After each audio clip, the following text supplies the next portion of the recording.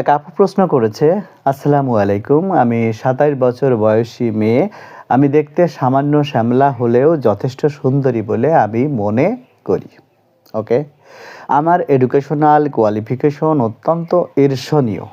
আমি তার চিঠিটি হুবহু পড়ছি। আমার পারিবারিক অবস্থান, সামাজিক ও আর্থিক অবস্থা বিচার করলে উঁচু স্তরে আছি। ওকে, সমস্যা হচ্ছে আমার এখন বিয়ে করা প্রয়োজন, কিন্তু খুবই অদ্ভুতভাবে আমি কোনো প্রস্তাব পাইতেছি না। আমার কর্মস্থলের একজন ছেলেকে আমি কিছুদিন আগে আমার ভালো লাগার কথা জানাই, কিন্তু খুব অদ্ভুতভাবে সে আমাকে রিজেক্ট করে দেয়। আমি রিজেক্ট খাওয়ার মতো কোনো মেয়ে না, তবু ছেলেটি আমাকে রিজেক্ট করলো কোন সাহসে, আমি সেটা ডাইজেস্টই করতে পারতেছি না। ওকে, এরপর থেকে আমি বিভিন্নভাবে জেলাস ফিল করানোর ট্রাই করছি, যেন সে আমার মূল্য বুঝতে পারে, আমার কাছে আসে, কিন্তু কাজ হচ্ছে না কিছুতে।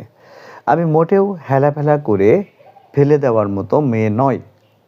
এরপর আমার আরেকটি ছেলেকে ফেসবুকে দেখে ভালো লাগে, তাকে ফ্রেন্ড রিকোয়েস্ট দেওয়ার পর সে অ্যাকসেপ্টও করেছে, আমার একটা পোস্টে রিয়্যাক্টও দিয়েছে। কি ঘুম আসছে?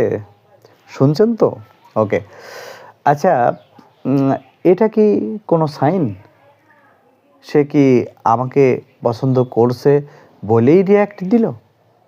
আর যদি এমন নাও হয়ে থাকে, আমি চাচ্ছি যে কোনো মূল্যে তাকে পেতে। কি করলে ছেলেটা আমাকে নোটিস করবে? কি বলা যেতে পারে? আমার সমবয়সী দুঃসম্পর্কের এক বোন আছে, তার চিঠি থেকেই কিন্তু এইগুলো লেখা, যে প্রায় প্রতিদিনই কোথাও না কোথাও থেকে বিয়ের প্রপোজাল পাচ্ছে, অথচ তার অনেক বড় কিছু খুঁত আছে। যেমন সেই খুঁতগুলো কি? তার সমবয়সী বোনের, তার আব্বা নেই, মেয়ে হয়েও অল্প বয়সে তার অনেক চুল পাকা, হ্যাঁ, পড়াশোনা বেসরকারি ভার্সিটি থেকে।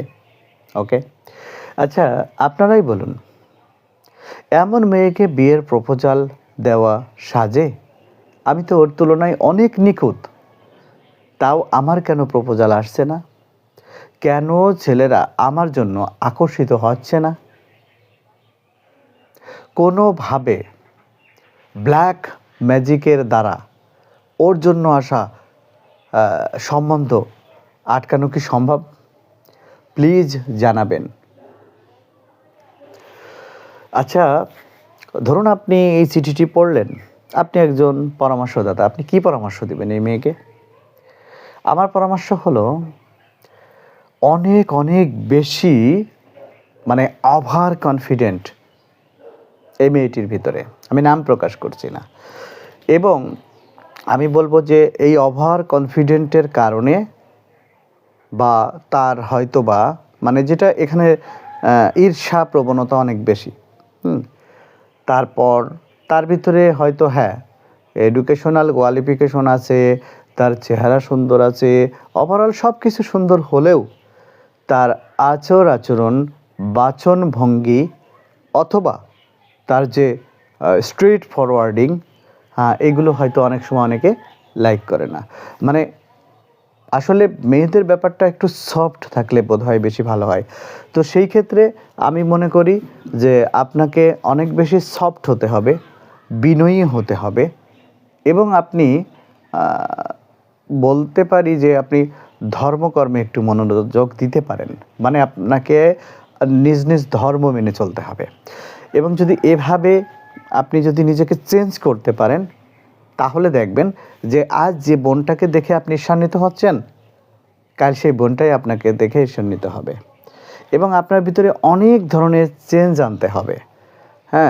এবং অন্যকে ছোট করে দেখা, বাবা নেই বলে এটা কি তার খুদ? বাবা নাই, বাবা মরে যেতে পারে না? তারপরে তার চুল পাকা, ভাইরে আমারও তো চুল পাকা, চুল পাকা এইটা কোনো ব্যাপার না। মেন হচ্ছে গিয়ে আপনাকে কি করতে হবে, আপনাকে টোটালি বিহেভিয়ার চেঞ্জ করতে হবে। হ্যাঁ, আপনার ভিতরে যে ওভার কনফিডেন্ট থাকা ভালো, কিন্তু সেটা আপনার নিজের সঙ্গে নিজেকে চ্যালেঞ্জ করা না, বরঞ্চ প্রতিকূলতার সঙ্গে চেঞ্জ করার জন্য ওভার কনফিডেন্ট থাকা ভালো। যে কোনো সিচুয়েশনে নিজেকে সিদ্ধান্ত নেওয়ার ক্ষমতা থাকতে হবে, মানে এই ধরনের কনফিডেন্স থাকা ভালো। বাট আপনাকে মানে এভাবে মানায় না যে অন্যর এটা হয় আমার হয় না কেন, এটা না। তো এখান থেকে বের হয়ে আসলে দেখবেন আপনাকেও সবাই প্রপোজ করবে এবং আপনারও বিয়ে হবে, আপনারও রিলেশন হবে, মানে সব কিছুই হবে। আসলে আজ এ পর্যন্ত। ভালো থাকবেন, সুস্থ থাকবেন। আল্লাহ হাফেজ।